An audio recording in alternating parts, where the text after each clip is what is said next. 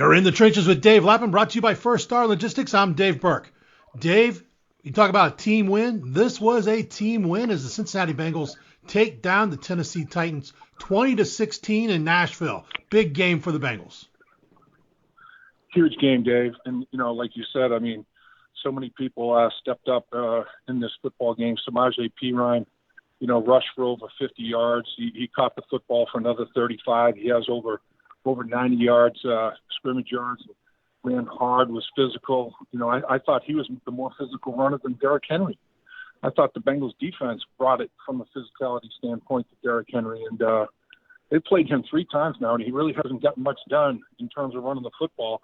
Now, he did have that, that big play, the screen pass that he went for 69 yards before fumbling in the end zone. They recovered for a touchdown, which kind of skews the scrimmage yards deal, quite a bit. But on a snap-by-snap basis, 17 carries for 38 yards, 2.2 a rush, which is his longest run of the day was 9 yards. Talk about suffocation, man. It was something to behold. It really was. I thought the defensive line knocked people back. I thought the defensive line and linebackers, hit gaps and penetrated. They caused all kinds of problems in that running game. It turned into a game where just exactly what they wanted. Tannehill had to throw the football to win the game, and he threw the ball well, but not enough to win the football game. Yeah, you sit there and talk about being the team. Wait, hang on. What happened? Jacksonville beat him? Jacksonville went for 2 and beat Baltimore. Awesome. Unbelievable. Jaguars just beat Baltimore. The whole coach's room's going nuts. Baltimore goes down. Tied. Unbelievable. And people, you're getting that in real time. So, Dave. You're getting that in real time. Yep. You sit there and you sit there.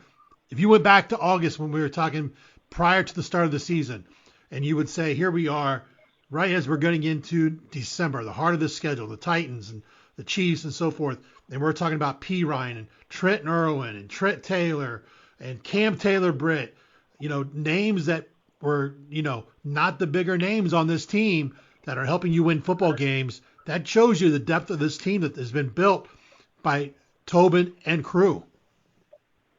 Yeah, not only proper selections, but development of those players. Coaches, teammates, everybody bringing those guys along.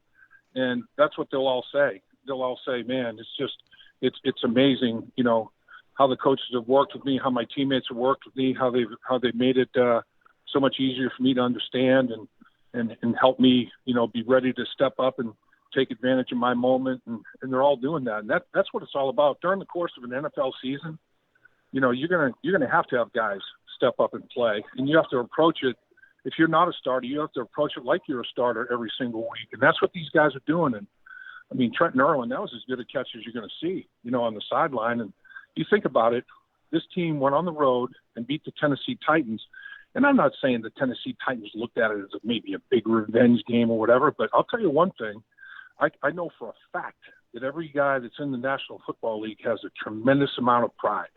And it's a prideful situation. And you were a team that came in and knocked out the number 1 seed in the playoffs at their field last year.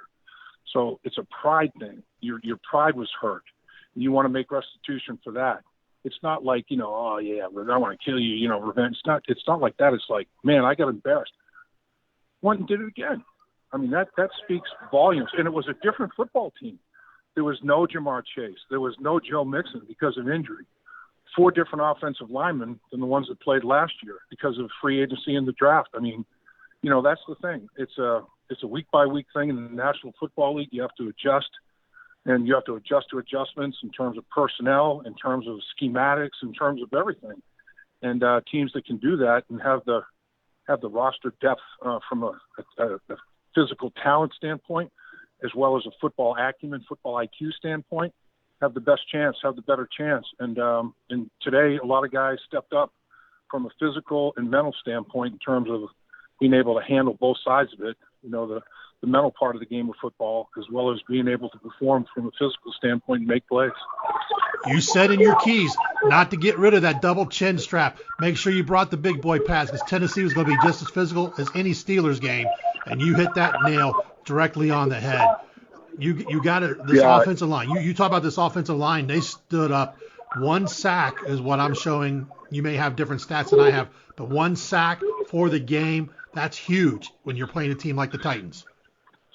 No question. One sack is the number. That's the number that's on the official stat sheet. One sack for 4 yards lost. Now, Joe had an intentional grounding that was caused by pressure. There were some other things, but you throw the ball 37 times in the National Football League against any defense. There's going to be a handful of plays where you're going to have some pressure, And this is a good defensive football team, and they have a couple of good pass rushers. They've got an inside guy, Simmons, about as good as there is in the NFL. They have Dupree, and they have others out on the edge. I mean, it's a good football team, and I thought that the offensive line was the reason that they won the football game. Quite honestly, because the offensive line gave Joe Burrow a lot of time on a lot of the snaps, and then gave the skill guys that we're talking about an opportunity to step up and show their physical talents. As an offensive lineman, you live vicariously through the success of your skill players.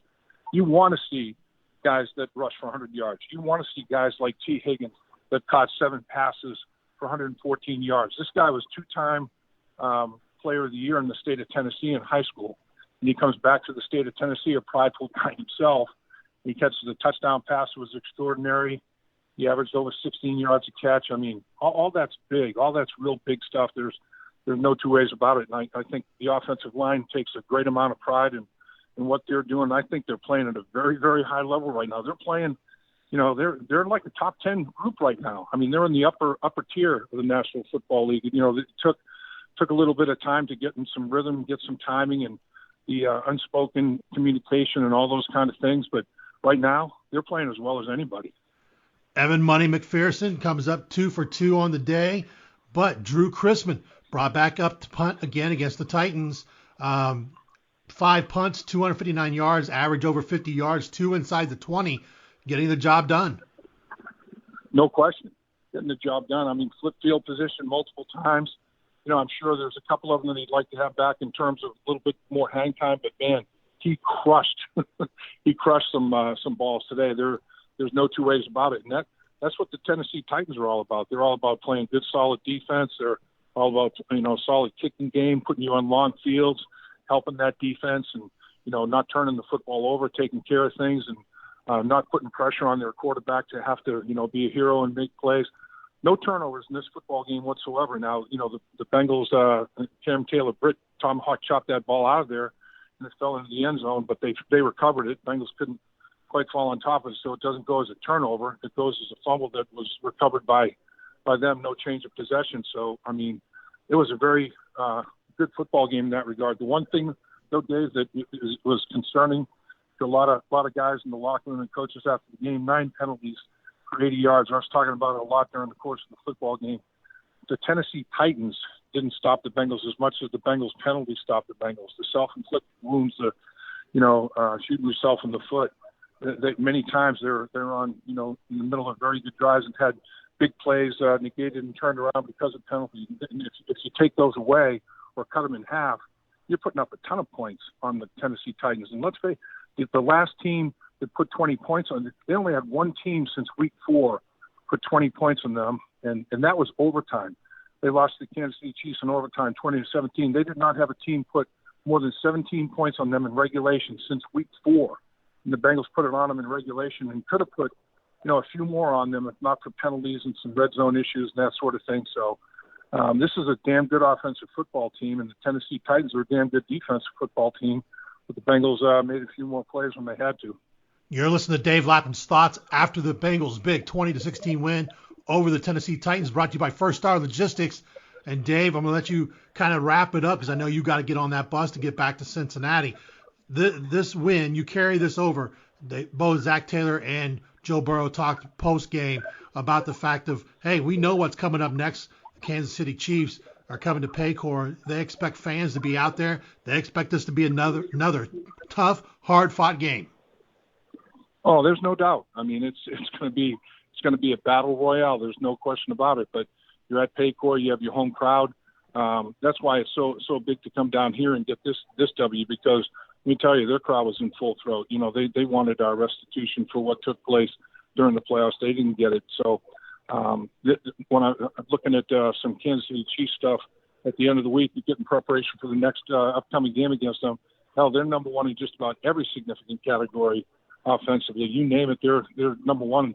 And, you think, okay, lost a big weapon at wide receiver. They might be better because they've got multiple guys. And that's harder to defend. When you've got multiple guys making plays, you can take one guy away. But if you have, 3 guys to take away, that's a much different dynamic. And Patrick Mahomes is distributing the football. They're playing great football, but so are the Bengals. It's going to be a hell of a matchup, and I think the Bengals crowd will be the 12th man and be a factor. There's no doubt about it in this football game.